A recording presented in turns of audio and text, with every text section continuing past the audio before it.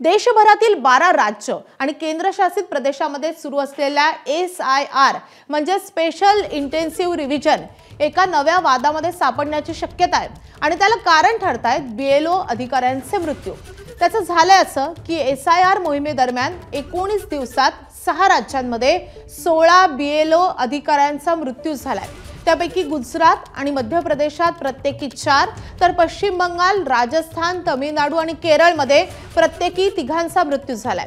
सर्वात धक्कादायक बाब म्हणजे मध्य प्रदेशामधल्या 2 BLOंचा हृदयविकाराच्या झटक्याने मृत्यू झालाय तर पश्चिम बंगालमध्ये एका महिला BLOनं आत्महत्या केली आहे आणि त्याचाच आधार घेत लोकसभेचे विरोधी पक्षनेते राहुल गांधींनी निवडणूक आयोगावर टीका केली आहे। ज्या पद्धतीनं ही SIR प्रक्रिया राबवली जाते त्यावरच प्रश्न उपस्थित करत BLO अधिकाऱ्यांच्या मृत्यूसाठी आयोगच जबाबदार असल्याचा आरोप राहुल गांधींनी केलाय।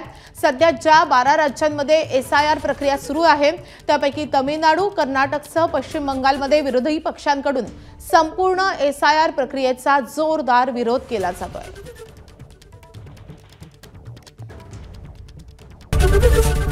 ABP माझा, उघडा डोळे बघा नीट।